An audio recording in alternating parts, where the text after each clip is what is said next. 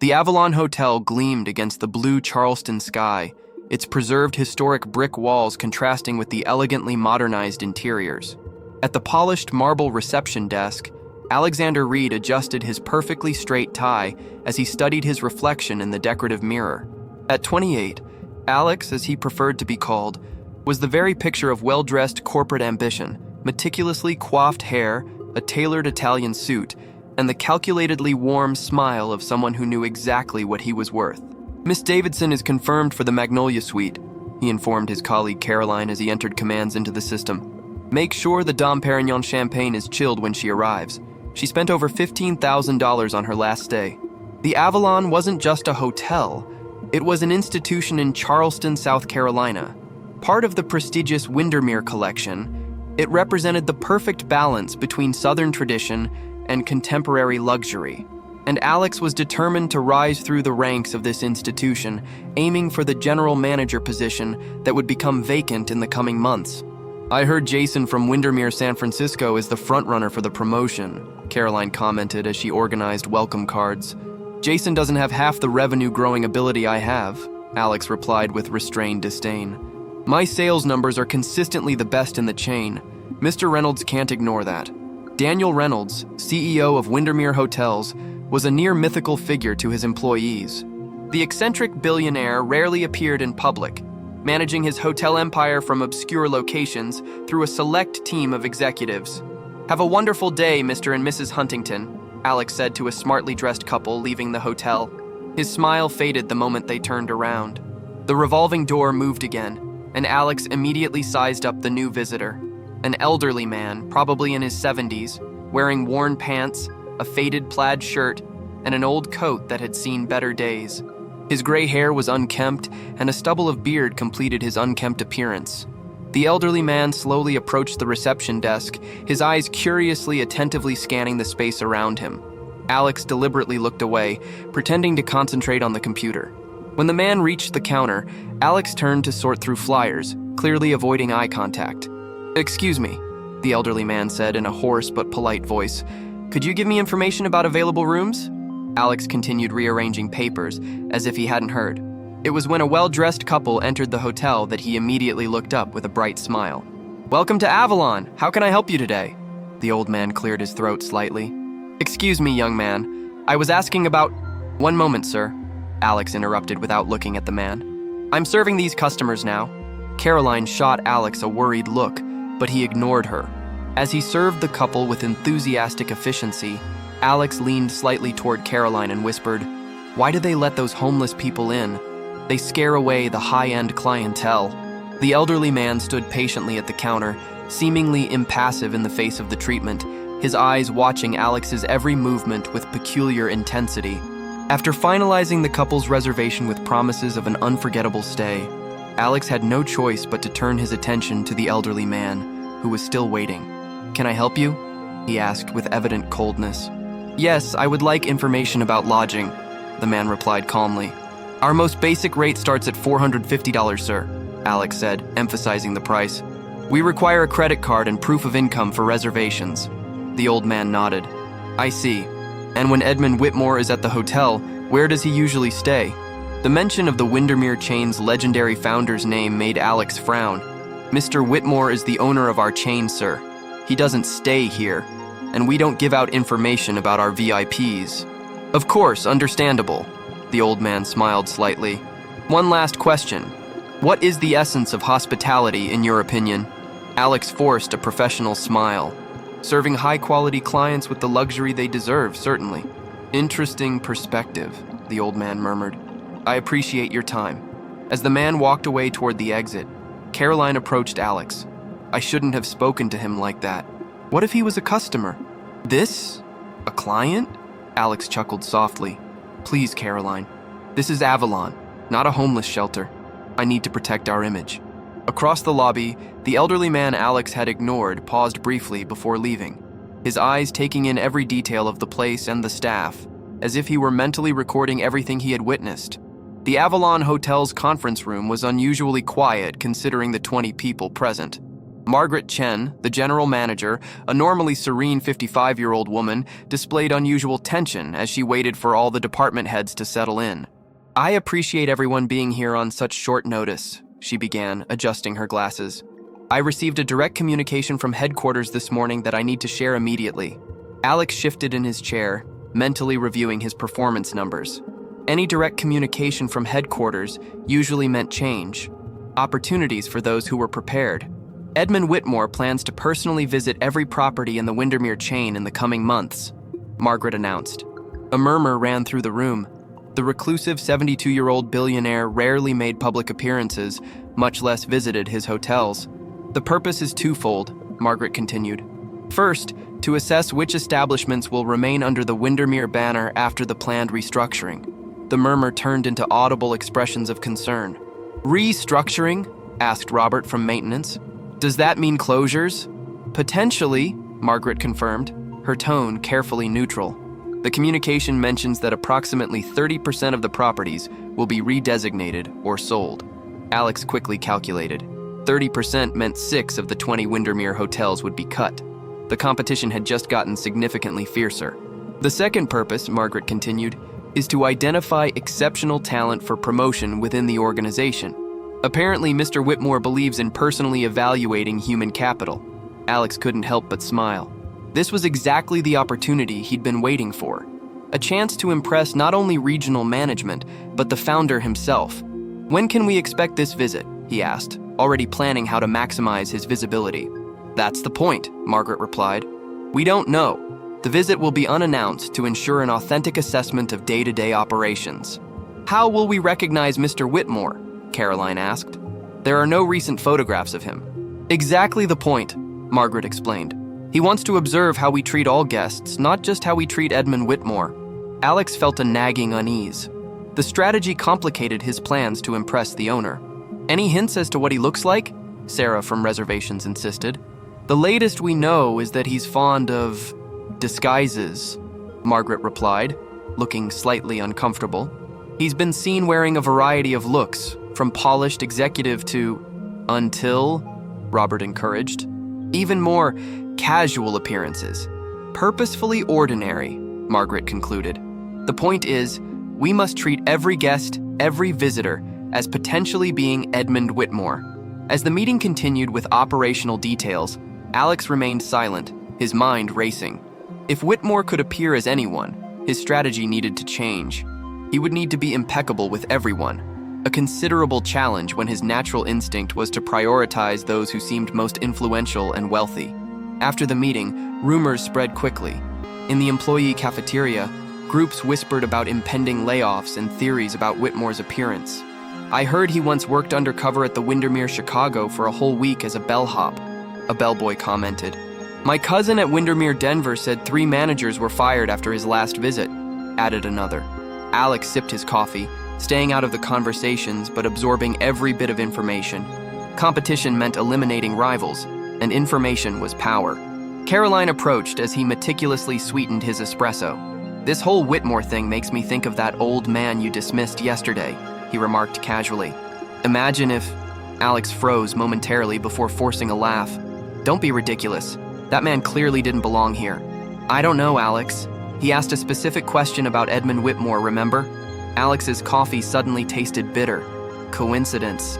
He probably read the name in a magazine, but as he walked back to his post, a nagging doubt crept in. What if that shabbily dressed old man was actually Edmund Whitmore testing out his hotel?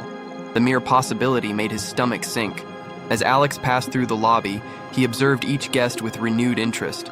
The elderly couple in simple but neat clothes, the quietly elegant businessman reading in the lobby, the lady asking for tourist information at the concierge. Any one of them could be the billionaire in disguise. Or worse, the billionaire could have already come and gone, leaving with a terrible impression of the hotel, and especially of Alexander Reed. Charleston vibrated with the colors and sounds of the annual Cultural Heritage Festival. The historic downtown streets became the stage for celebrations honoring the city's diverse traditions. Gullah Geechee influences, colonial architecture, Creole cuisine, and the rich port history that shaped the local identity. For the Avalon Hotel, the festival represented a lucrative opportunity. Tourists filled every available room, paying premium rates for the prime location. Alex had coordinated an exclusive rooftop lounge for VIP guests, where they could watch the parades and performances in private comfort, away from the crowds. "Our festival package is generating 40% more revenue than last year," he proudly commented to Margaret as they oversaw preparations on the terrace. "I've managed to sell out all the suites with a parade view." "Good job, Alex," Margaret acknowledged. "But remember, the Heritage Festival isn't just about the recipe. It's about honoring the traditions that make Charleston special." Alex nodded politely, though he found the observation unnecessarily sentimental. To him, traditions only mattered when they could be monetized. The afternoon wore on, with Alex deftly navigating the ranks of influential guests, memorizing names, preferences, and potential professional connections. It was during one of these interactions that he spotted something disconcerting on the street below. At the center of a group of local dignitaries chatting animatedly with Charleston's mayor stood the same plainly dressed elderly man Alex had dismissed at the reception 3 days earlier. Though still dressed casually, the man now carried a different posture, more erect, more confident, as he gestured expressively to the mayor, who laughed with apparent delight. "Who's that gentleman talking to the mayor?" he asked casually to a local waiter. "That one? I don't know his name, but he arrived with the entourage of the philanthropist who bought the old port warehouse to transform it into a community museum. They say he's some important investor, very discreet." Alex felt his blood run cold. A prominent investor who dressed like someone with no money? The possibility he tried to dismiss for days suddenly seemed very real. "Excuse me," he muttered to the guests, quickly heading for the terrace exit. Minutes later, he was on the busy streets trying to locate the elderly man among the crowd. He finally spotted him near the main stage, where a local band was playing. The man was momentarily alone, watching the musicians with apparent appreciation. "Sir," Alex called, approaching with his most cordial smile. "What a coincidence to meet you here. I'm Alexander from the Avalon Hotel. We met a few days ago." The old man turned slowly, his shrewd eyes studying Alex for a moment before answering. "Yes, I remember. I apologize for not being more helpful at that time.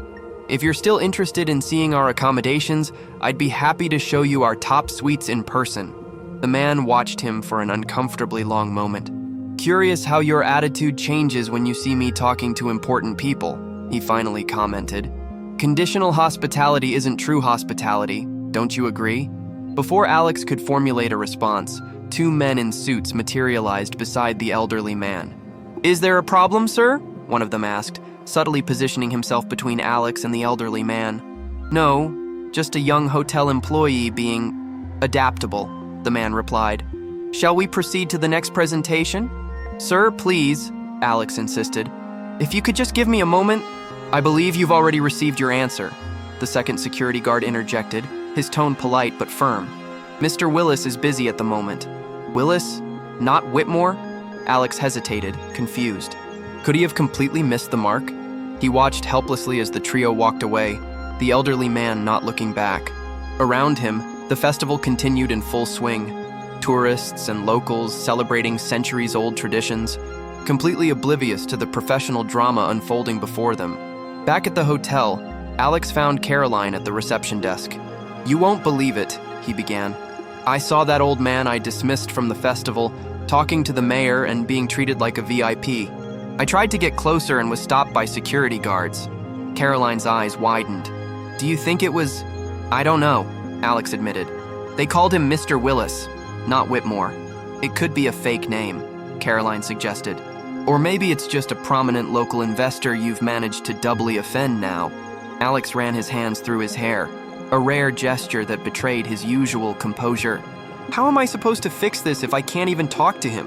"Maybe the problem goes deeper than just fixing a mistake," Caroline observed.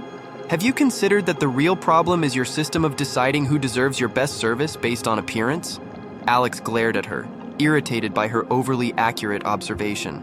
"I'm being practical, Caroline. In an ideal world, we treat everyone like royalty. In reality, we have limited resources and need to prioritize them." Caroline sighed. "And how's that strategy working for you so far?" Without a proper response, Alex turned back to his computer, feigning concentration on administrative tasks. But internally, a nagging feeling that he had made a potentially irreparable mistake for his career continued to grow. The lobby of the Avalon Hotel was in a state of obsessive polish. Employees adjusted floral arrangements, checked surfaces for invisible dust, and practiced impeccable smiles. The cause of the extraordinary commotion: the imminent arrival of Pinnacle Consulting International, hired to implement a new performance appraisal system across the Windermere chain. This isn't just another corporate program, Margaret explained at the morning meeting. Headquarters has made it clear that the humanized Windermere system will determine which properties and employees move forward after the restructuring. Alex watched the performance with calculating attention. After the festival disaster 2 weeks earlier, he desperately needed a chance for redemption, and the arrival of the consultant represented just that. The leader of the consulting team is Dr. Edward Willis, an expert in humanized hospitality, Margaret continued, displaying a slide with professional information but no photograph. He will be staying in the presidential suite for a month, evaluating every aspect of our operation. Alex registered the family name, Willis, the same one used by the elderly man at the festival. Coincidence or connection? When are they arriving? He asked, already planning how to create opportunities to impress the chief consultant. Dr. Willis has been at the hotel since yesterday, Margaret replied, drawing surprised looks. He arrived discreetly for preliminary observations. The full team arrives this afternoon. The meeting concluded with detailed instructions on the new evaluation system, which focuses on metrics unusual for the industry: authentic connection, empathetic response, and genuine inclusion. Back at the reception, Alex was mentally reviewing his strategies when the elevator opened, revealing a figure that made him freeze momentarily. Walking out calmly was the elderly man from the original incident and the festival, but completely transformed. Wearing an impeccably tailored Italian suit, perfectly trimmed hair and beard, and sophisticated framed glasses, the man exuded refined authority. Nothing remained of his previous unkempt appearance except the same discerning eyes that now met Alex's with unmistakable recognition. "Mr. Reed, correct?" the man asked, approaching the counter. "Edward Willis. I believe you heard about my stay." Alex needed all his professional training to maintain his composure. "Dr. Willis, it's a pleasure to officially meet you. We are honored by your presence." "Officially?" Willis raised an eyebrow. Interesting choice of words. Before Alex could formulate a response, Margaret emerged from her office, rushing to greet the consultant. "Dr. Willis, I see you've already met our reception manager." "Yes, Mr. Reed and I have met before," Willis replied cryptically. "In fact, he was part of my preliminary evaluation." Margaret gave Alex a questioning look, but he kept his expression neutral with considerable effort. "I'd like to review your implementation of the evaluation system in your department, Mr. Reed," Willis continued. "My temporary office will be ready in an hour.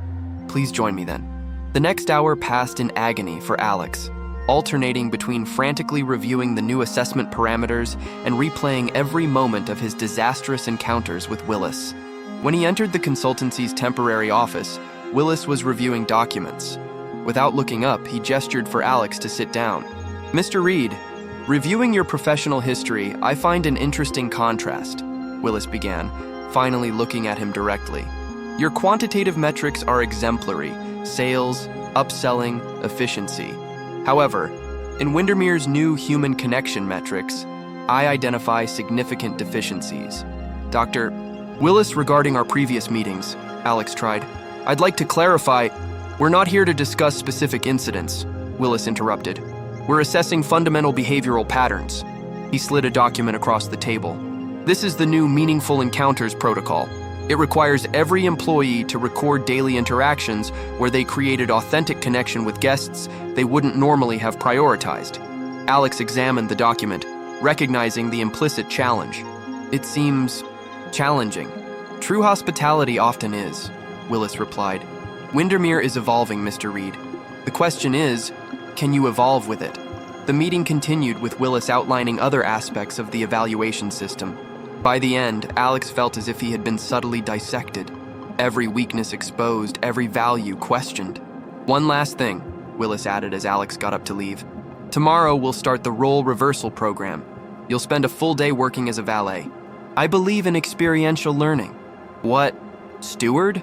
Alex repeated, barely concealing his horror. "Precisely. After cleaning suites for 8 hours, perhaps your definition of who deserves respect will expand a bit." Willis's smile was politely implacable. Uniforms will be available in the locker room at 6 a.m. Don't be late. As he left the office, Alex struggled with conflicting emotions: professional indignation, fear for his career, and a nagging suspicion that Willis wasn't just a consultant implementing a system, but someone executing a much more personal plan.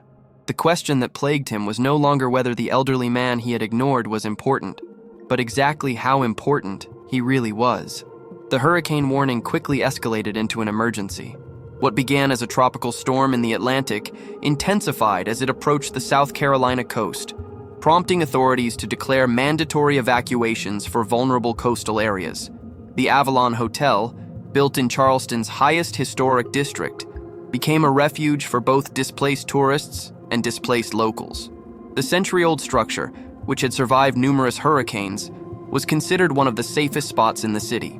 "We'll be reaching capacity within the hour," Margaret announced at the emergency staff meeting, "including people who aren't paying guests but need shelter. The emergency generator is fueled and tested," Robert from maintenance reported. "We have fuel for 3 days if needed." Margaret nodded. "Our climate emergency protocols are activated. Remember that in situations like this, human safety and well-being trump all other considerations." Alex observed the growing activity in the lobby. In addition to the usual wealthy guests, there were now clearly frightened local families, elderly people leaning on canes, and even homeless people brought in by civil defense. The scene contrasted dramatically with the Avalon's carefully cultivated exclusivity. "We need to organize these people," Margaret said. "Maybe separate the regular guests from the evacuees?" Margaret looked at him sternly. "We won't segregate anyone, Alex. In emergencies, everyone receives the same level of care." Dr. Willis approached, watching the scene with interest. "I agree with Margaret. This is a perfect opportunity to demonstrate the principles of humanized Windermere in action." Alex recognized an assessment when he saw one. He forced a professional smile. "Of course. I was just concerned about spatial organization."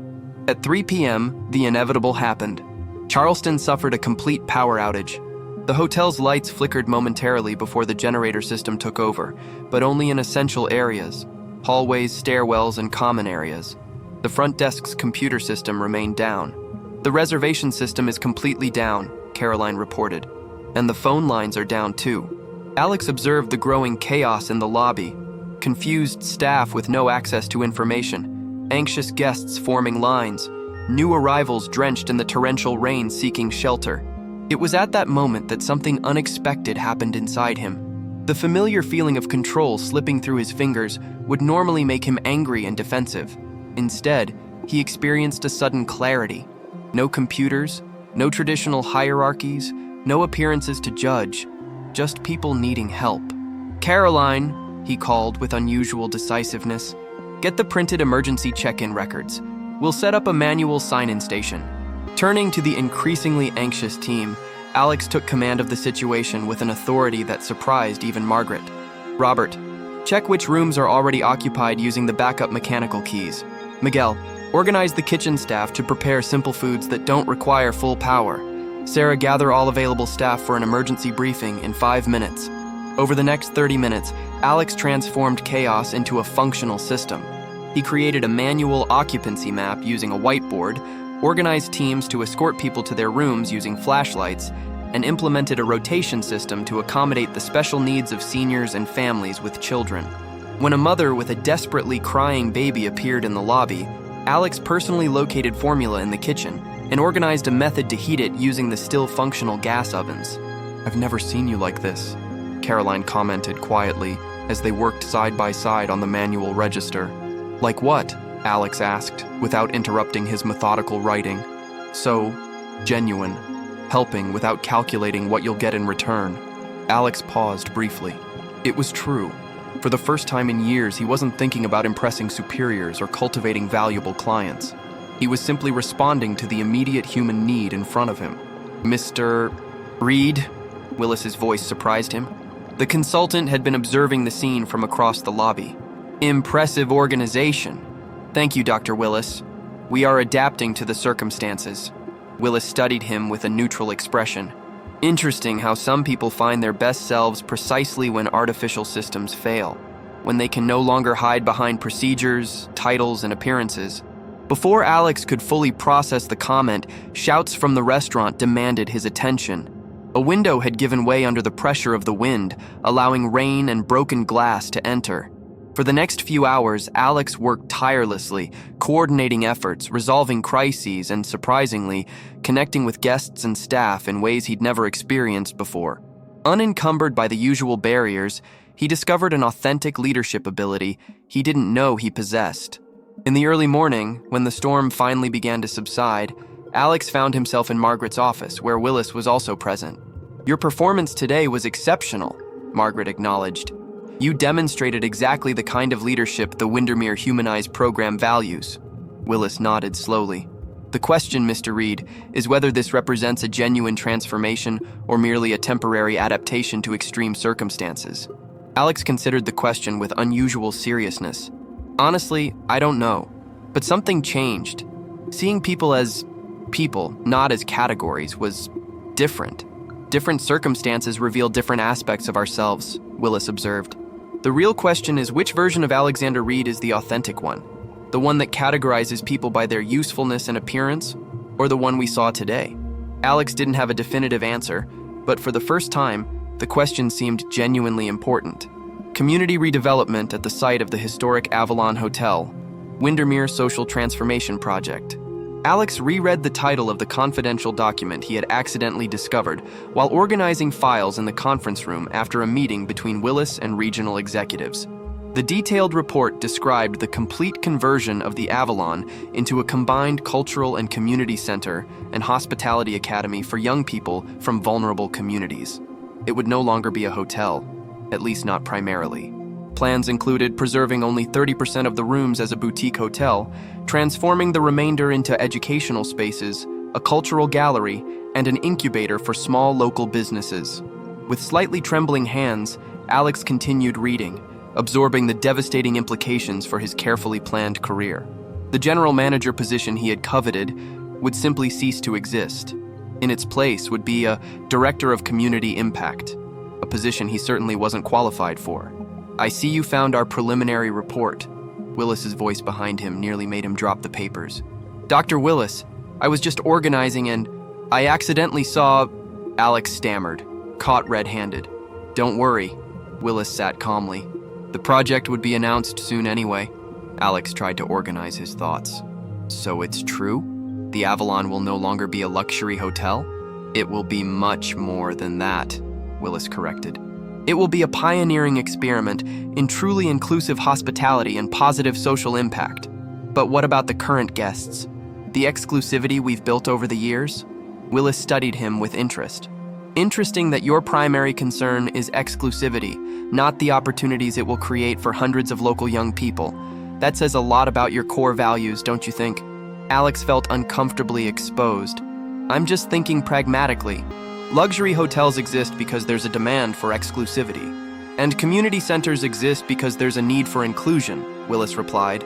"The question is, which one creates more significant value for the world?" Before Alex could respond, the door opened again. An elderly woman entered, followed by a group of about 10 older people, all wearing colorful sashes identifying them as the Gullah Geechee Council of Elders. "Ah, punctual as always, Mrs. Green." Willis rose to greet them. "Mr. Reed, these are representatives of the historic Gullah Geechee community, whose ancestors built many of Charleston's historic buildings, including this hotel, largely during slavery. We are consulting with them about the renovation project." Alex greeted the group automatically, his mind still processing the implications of the impending transformation. "Has this young man worked here long?" asked Mrs. Green, a woman of at least 80 with unshakable dignity. "About 5 years," Willis replied. "Mr. Reed is our front desk manager." The lady studied Alex with eyes that seemed to see far beyond his carefully cultivated appearance. "Do you know the history of this building, young man?"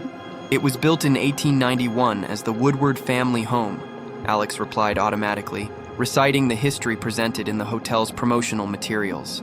"Converted to a hotel in the 1920s. Mrs. Green smiled with gentle condescension. "That's what they tell tourists. The truth is, it was built by my great-grandfather, James Green, and other enslaved craftsmen. They placed Gullah protective symbols on the beams that support this place. Symbols that are still there, hidden behind suspended ceilings and modern walls. Alex suddenly felt disconnected from the narrative he thought he knew about his workplace. "This place has always been more than a symbol of luxury for the privileged," she continued. "It is a testament to the resilience and skill of people who could never enjoy the comforts they created." Willis watched the interaction with evident interest. "The Transformation Project seeks to honor that history, Mrs. Green, to reconnect the building with its true roots." As the group moved to a larger room for their scheduled meeting, Alex remained where he was, feeling as if the ground beneath his feet had fundamentally shifted. That night, after his shift, something compelled him to visit the hotel's former service area, spaces rarely seen by guests, where generations of workers had kept the establishment running. In the old laundry room, now used primarily for storage, he found Donna Eliza, a chambermaid who had worked at the Avalon for nearly 40 years. "Mr. Reed, what a surprise to find you down here," she commented, methodically folding sheets. "I'm just exploring a little," Alex replied. "You've worked here a long time, Miss Eliza. What was the hotel like before?"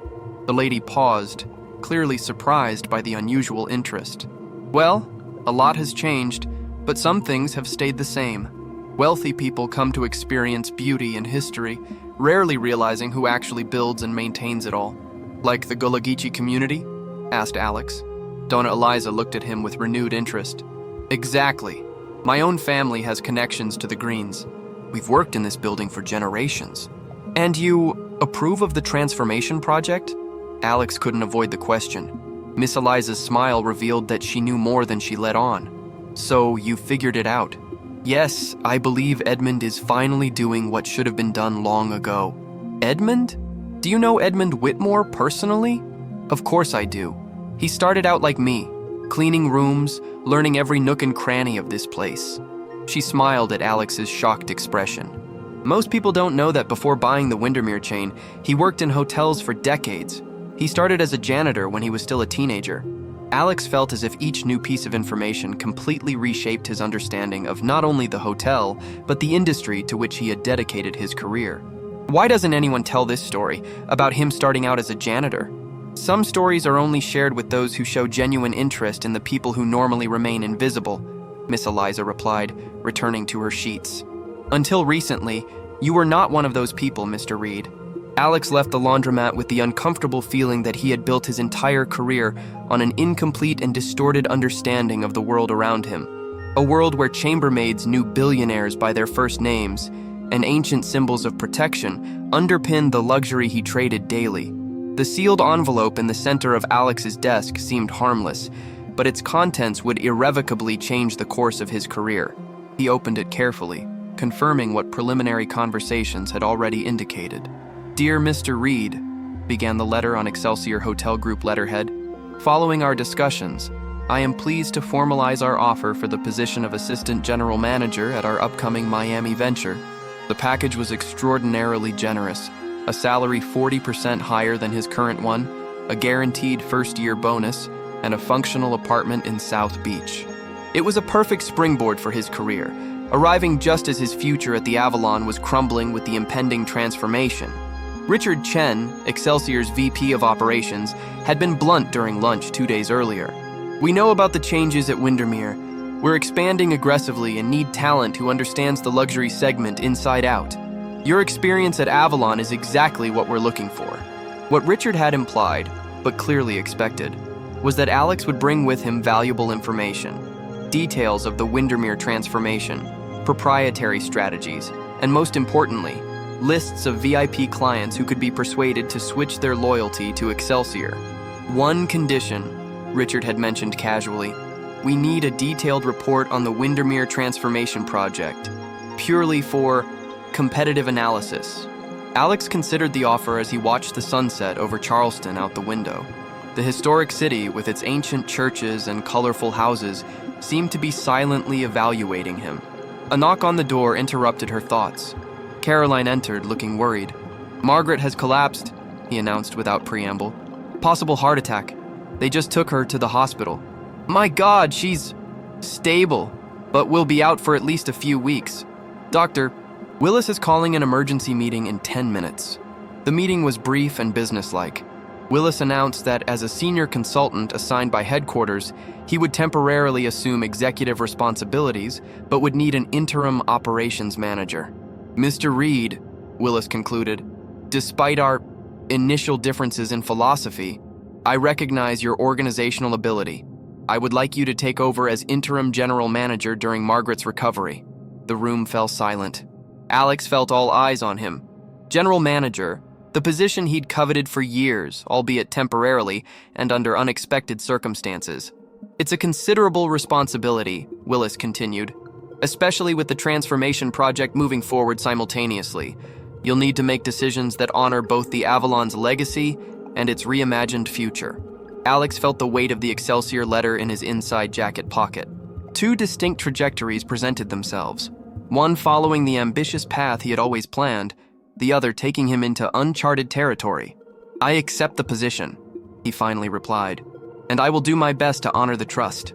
Over the next few days, Alex immersed himself in his expanded responsibilities. Each morning began with a meeting with Willis, followed by sessions with each department. Among his new responsibilities, one task in particular captured his growing interest: the community training pilot program. Initially proposed as part of the future transformation, Willis suggested immediately implementing a preliminary version, offering hospitality training to young people from vulnerable communities in Charleston. Your first significant decision as interim manager, Willis explained, implement or postpone the pilot program. To the surprise of his team and perhaps himself, Alex not only approved the program but became personally involved, helping select 10 initial participants and restructuring schedules to allow for mentoring sessions. A week after taking on the interim position, Alex stared at the Excelsior envelope again. The deadline for his response was approaching, and with it, the decision on the confidential report they had requested. His phone rang. Richard Chen, no doubt checking the status of his decision. Alex, how's our future assistant general manager doing? Richard's overly cordial voice sounded on the line. Well, Richard, still considering your generous offer. Excellent. What about that report we discussed, about the Windermere project? Alex hesitated, looking at the confidential documents on his desk. Documents he now had full access to as interim manager. About that, Richard, he began, startled by the sudden clarity of his decision. I cannot provide proprietary information about Windermere projects. It would be unethical and potentially illegal. A cold silence followed. I see, Richard finally replied, his tone now icy. In that case, perhaps the Excelsior isn't the ideal environment for your ethical sensibilities. We'll consider the offer withdrawn. The line disconnected abruptly. Alex set the phone down, expecting to feel regret or anxiety over the missed opportunity. Instead, he felt a surprising sense of relief, as if a weight had been lifted that he'd carried for so long he'd forgotten what it was like to be without it. That evening, walking through Charleston's historic streets on his way home, Alex stopped in front of the small chapel where the Gullah Geechee Council of Elders often met. Outside, a freshly painted mural showed hands of varying skin tones building together a structure reminiscent of the Avalon Hotel. Below, an inscription in Gullah and English: "What we built together remains for all." For the first time since he began his career, Alex questioned what kind of legacy he truly wanted to build, and whether the path he had so meticulously planned would actually take him where he needed to go. The Avalon Hotel's back garden was a hidden sanctuary, a remnant of the building's days as a private residence. Surrounded by ivy-covered walls and shaded by centuries-old magnolias, the space was rarely visited by guests who preferred the terrace overlooking the main street.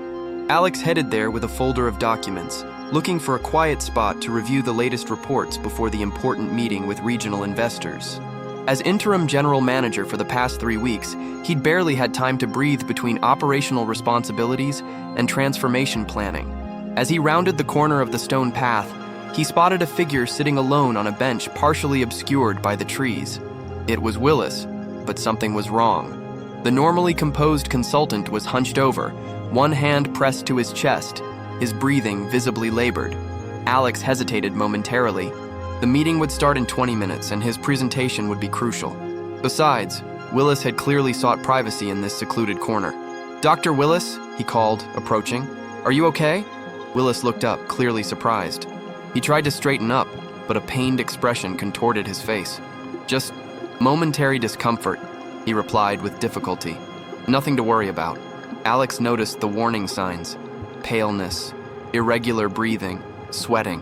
His sister was a nurse, and she recognized the symptoms she had described many times. "This looks like a heart attack, Dr. Willis. We need medical attention immediately." "The meeting, the investors," Willis protested weakly. "They're less important than your health," Alex replied with surprising firmness. Placing his briefcase on the seat, he helped Willis to his feet. "I'll take you to the hospital right now. Your presentation, Caroline can conduct," Alex decided instantly. "She knows the material as well as I do." As Alex helped Willis to his car, he sent quick messages to Caroline and the hotel's medical team. During the 15-minute drive to the hospital, he kept a constant conversation with Willis, monitoring his condition while navigating traffic. "Why are you doing this?" Willis asked at one point. "No one would know if you just called an ambulance and went to your meeting." Alex considered the question seriously. "Maybe because I finally understood that some things are simply more important than impressing investors or advancing careers." In the hospital emergency room, doctors quickly took over Willis's care, confirming Alex's preliminary diagnosis: a moderate heart attack, detected early enough for effective intervention. His quick action likely prevented further damage, the doctor later explained. Another patient with similar unaddressed symptoms arrived with significant damage to the heart muscle. Alex remained at the hospital for hours, far beyond professional courtesy, making calls to rearrange appointments and ensure Willis received proper treatment. Only when the patient's sister arrived from Washington, D.C., did he finally consider returning to the hotel. "Dr. Willis is stable and resting," he informed the concerned staff. "The doctors are optimistic about a full recovery, but he will need a few weeks of rest." "What about the investor meeting?" Robert asked. "Caroline led masterfully," Alex replied with genuine pride in his colleague. "The transformation project received unanimous approval to move on to the next phase." That evening, after finalizing operational matters, Alex found himself back in the backyard, sitting on the same bench where he'd met Willis. Something about the experience deeply disturbed him, beyond his obvious concern for the consultant's health. "I heard about what you did today." Donna Eliza's voice surprised him. The senior chambermaid approached slowly, sitting beside him. "Anyone would have done the same," Alex replied automatically. "No, they wouldn't have," Eliza replied gently. "Most would have called for help and continued with their important commitments. You chose the person over the position, the human over the professional." Alex reflected on the observation. "I wasn't always like this. People change, Mr. Reed. The question is whether the change is temporary or fundamental." They were silent for a few moments, watching the night sky visible through the branches of the magnolias. "You know," Eliza continued eventually, "Edmund Whitmore had a similar moment to yours. Many years ago, when he was still only a mid-level manager, he found the owner of the hotel chain where he worked feeling ill in a rarely used hallway. No one else was around. A major promotion was on the line that very day." Alex looked at her with renewed interest. "What did he do?" "The same choice you made today, and that moment changed everything for him." Eliza stood slowly. "Histories have curious ways of repeating themselves, don't you think?" As she walked away, Alex remained seated, processing the strange feeling that he had just been handed a crucial piece of a puzzle he didn't yet fully understand. The next day, a flower arrangement arrived at Alex's temporary office with a simple card. "Thank you for seeing the invisible when no one was looking. E.W. E.W. Edmund Whitmore or Edward Willis?" The ambiguity seemed almost intentional, leaving Alex with the growing suspicion that the consultant and the billionaire might be more closely connected than either had revealed. The Avalon Hotel's grand ballroom glowed with carefully designed lighting, highlighting the historic elements of the century-old space. Staff at all levels, from housekeepers to executives, mingled with community representatives and local officials, all gathered for the official announcement that had been anticipated for weeks. Alex, impeccably dressed in a dark suit, was checking the final details of the event, his first major production as interim general manager. The 3 weeks since the incident with Willis had been intense, with expanded responsibilities and important decisions falling on his shoulders. "All hotels in the chain are connected for the simulcast," Caroline reported. "The press is in place and the members of the Council of Elders have arrived." Alex nodded, watching Mrs. Green and other Gullah Geechee representatives being escorted to seats of honor in the front row. A sense of historical significance permeated the room. "Dr. Willis arrived?" he asked, checking his watch. Not yet, but he confirmed he'll be here on time. Apparently, he's coming straight from the airport with a special guest. A growing buzz signaled the arrival of Windermere's senior executives.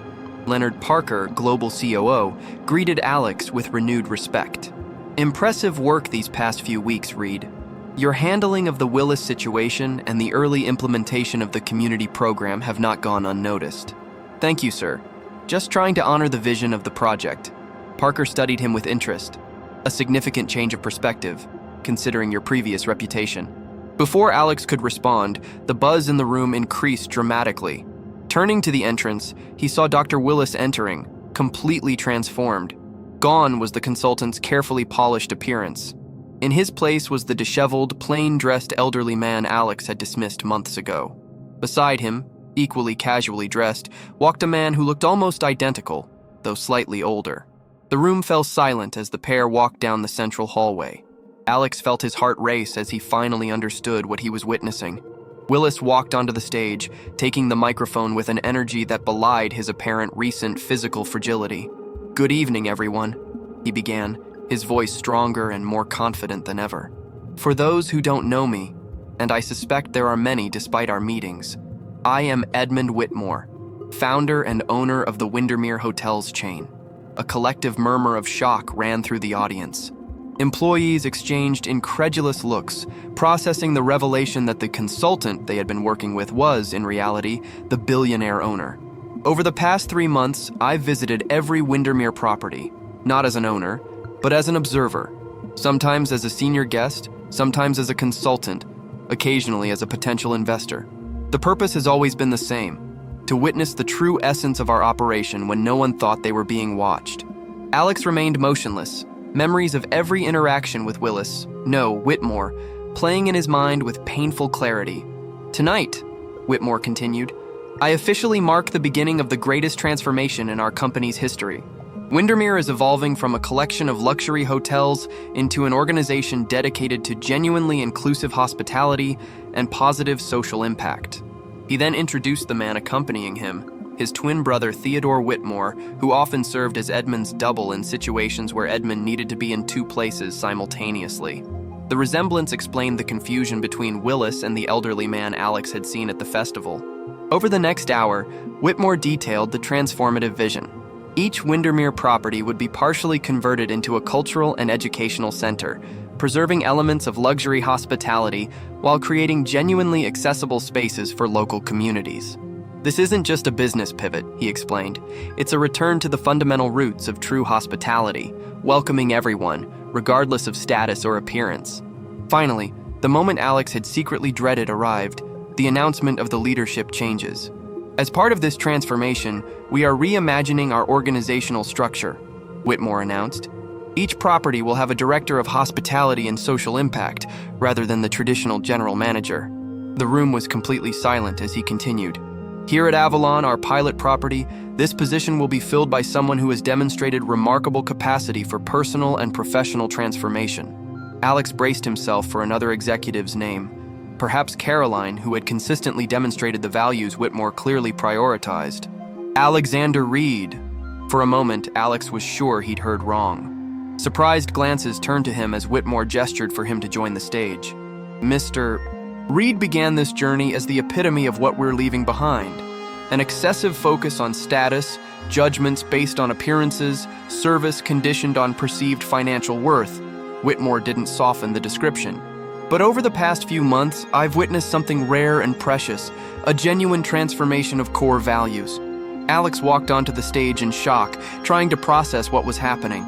"The defining moment," Whitmore continued, "wasn't when he led through the storm, or when he implemented the community program.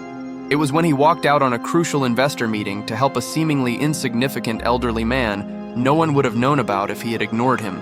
Choices made when no one is watching reveal our true character." Turning to face Alex directly, Whitmore extended his hand. "The question now, Mr. Reed, is whether you will accept this challenge. It will be significantly different from the path you originally envisioned for yourself."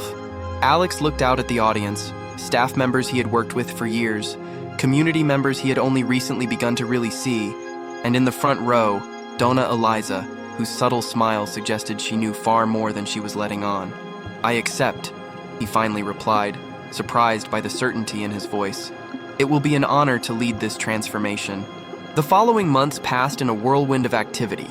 The Avalon gradually morphed into an innovative hybrid, part exclusive boutique hotel, part vibrant cultural center, and part hospitality school for young people from vulnerable communities. Exactly 1 year after the initial incident at the reception desk, Alex found himself in the lobby again, this time welcoming guests to the grand opening of the reimagined Avalon. Among the diverse crowd were executives in formal attire, young students from the first class of the training program, and members of the Gullah Geechee community in traditional dress. Whitmore, now undisguised, approached Alex. "Satisfied with your decision?" he asked, watching the transformation not only of the space but of the man before him. "More than I could have imagined," Alex replied honestly. "Though it still haunts me to think that I almost missed this opportunity because of a superficial judgment that first day. Life often offers us second chances," Whitmore reflected. "It doesn't always offer us the wisdom to recognize them." Mrs. Green approached, accompanied by a young man of about 20.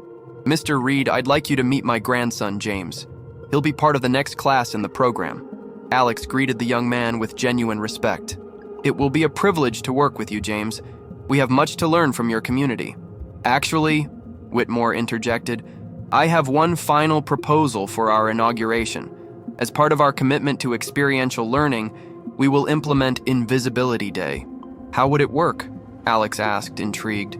"Every new employee or student will spend a day being deliberately invisible, ignored, dismissed, treated as insignificant, before taking up their duties. So they never forget what it feels like to be on the other side of indifference." Alex considered the proposal, vividly remembering how he'd treated Whitmore on that first date. A powerful, if uncomfortable lesson. The most important lessons often are, Whitmore agreed. The question is whether we are willing to learn from them.